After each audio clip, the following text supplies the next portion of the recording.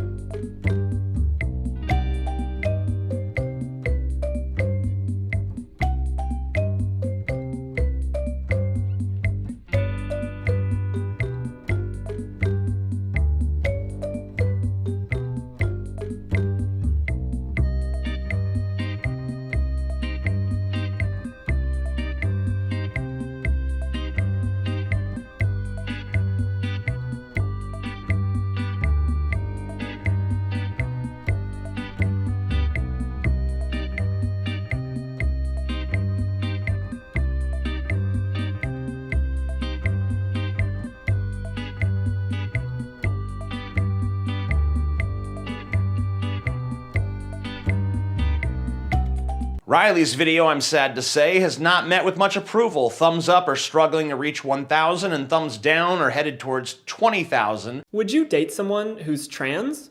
Yes, I have dated trans people, and half the anti-SJWs on YouTube fap to the thought of pounding Blair White in the butt. Would you date someone who's black? Maybe. Would you date someone who's fat? Nah, probably not. Would you date someone who's disabled? No. Now, honestly, I don't know what your answer is to those questions, but I've met a surprising number of people who would say no to all or at least some of them. Their argument is that it's just a preference and that you can't control who you're attracted to. So wait, if I don't walk outside and look at every single person and think, man, I'd fuck them all. Yeah, fuck you all. Fuck them all. Fuck that tree. Fuck that dog. Fuck that squirrel. I don't give a shit. I'll fuck everything. If you don't think that, then that's prejudice. I mean, people have preferences. Oh, what? You wouldn't date anyone just because? Wow! Sorry, but that's pretty discriminatory. Go fuck yourself! Oh, that's discriminatory. That's like saying, hey, would you date someone who's a man? And I was like, no, that's discriminatory. No, I'm not into guys. You haven't sucked a cock at me, you never know. Yeah. Well, that's true. He just brought up, I haven't sucked a cock. Maybe it's fantastic. Maybe a trans person is the type of person. I mean, what if cock is delicious? Throw on some fucking barbecue sauce, you're set. I think most of the time that this is brought up, it's in regards to race. I'll link to a couple really good videos in the description about racial dating preferences. Wow, you are really attractive for a blank. I would never date a blank. Or how about, I only date blank because they're really blank. I've got some bad news for you. Whether it's online or in real life, when it comes to dating, at some point the question of racial preferences comes into play. You're going out with a... Racial preferences in dating are a pretty hot topic right now, and it seems like most people you talk to do have them. But a lot of popular social justice activists and publications have come out saying that these racial preferences aren't just personal preference, they're actually flat out racist. Since A, they mean we're generalizing people based on race, and B, the reason why we find certain races more or less attractive than others must be because of the ingrained racial biases society has given us. I was born this way, okay? I've just never been into black guys. Damn country. So today we're looking at Riley Dennis's girlfriend, who's talking about dating preferences. And my God, this is deja vu, to be honest with you. Hey guys, so today I thought I would discuss the really lighthearted topic of, is not wanting to fuck a trans person transphobic? No, if you do not want to date a trans person, that is not transphobic. Not kind of. It isn't. Also, is not wanting to date someone of a certain race racist? And to throw it in for good measure, the am I a dickhead for avoiding disabled people on dating apps? Spoiler, yeah, kinda. Many of these reasons simmer down to preferences. I actually like preferences. Like, you quoted that like it's not a thing.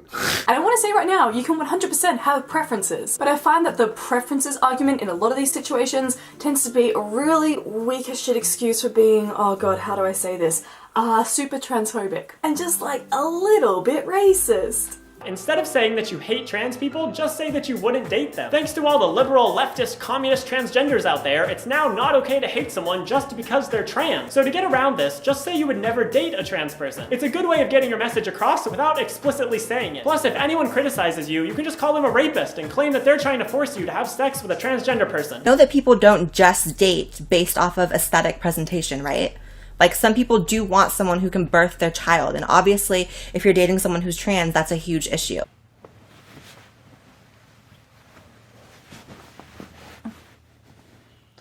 Honey, cuddles.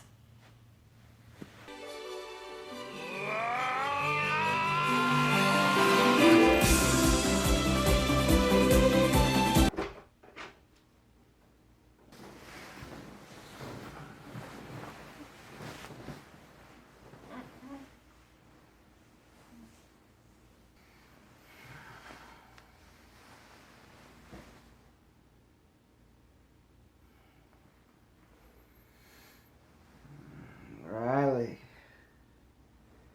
Dating preferences. Disabled. No disabled. No, a wheelchair doesn't fit in my car.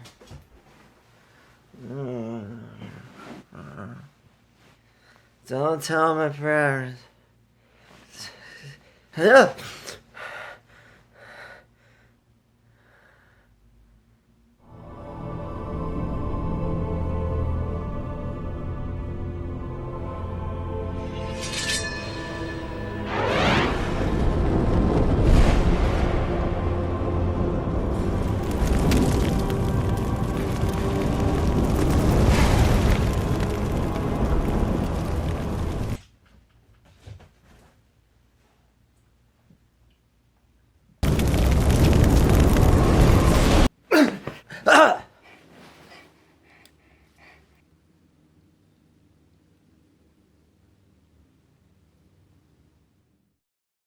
This debate's been going on for a while now between the SJWs and the anti-SJWs, videos being made back and forth on the topic of whether or not dating preferences are discriminatory.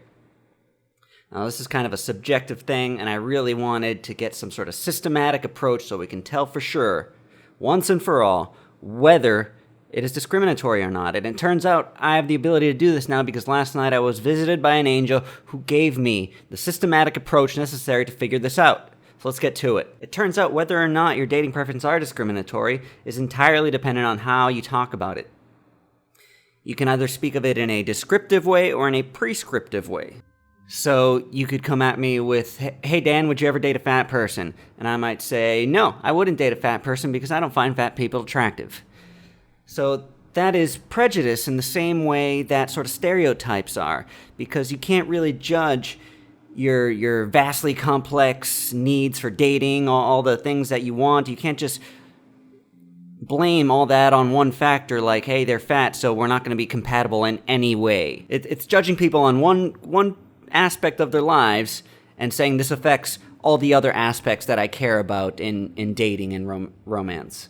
So to frame this in like a descriptive way, you might ask, hey Dan, would you ever date a black person? And I might say, well, if you look at my dating history, you'll notice that I usually only connect with white people. But hey, if I happen to find myself in a romantic interest with someone who's black, we'll see where that goes. See, that's descriptive. That's just describing what's happened in your life and then sort of extrapolating that maybe there's something to that. But you're not setting rules against people. You're not prescribing that this isn't going to happen because you're not attracted or you're not into people like those people. This is really at the core of why SJWs keep making videos like this, because it really, really gets to them when people speak like this and they don't really get the nuance. They don't really get what people mean when they talk like this. They just get the, oh, you're being discriminatory.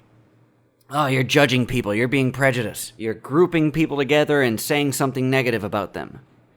That really sets off alarm bells in the SJW's heads. So all you really have to do to make this work is just choose your words carefully. Make it descriptive, don't make it prescriptive. But there is a little bonus here that doesn't make your problem prejudice. It goes somewhere else. So for instance, let's say trans people. Let's say if you were to ask me, hey Dan, would you ever date a trans person?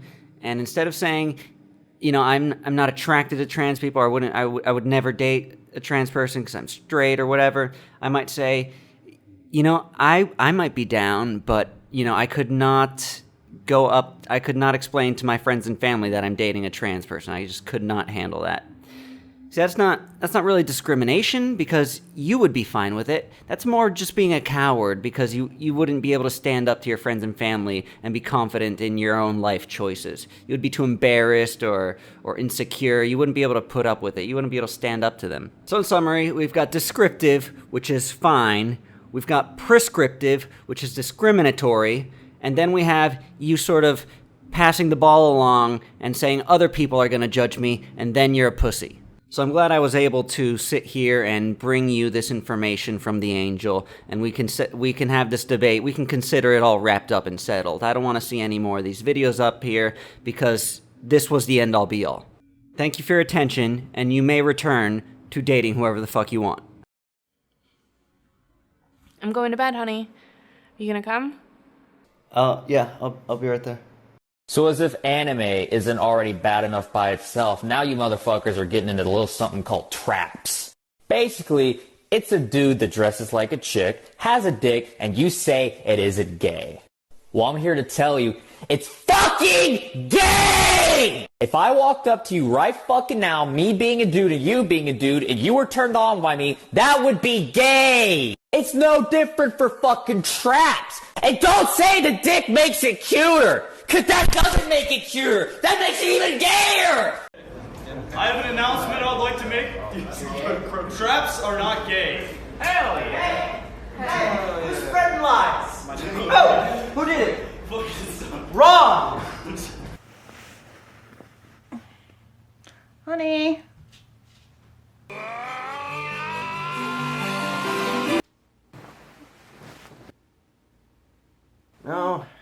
No chicks with dicks. It's not a trap.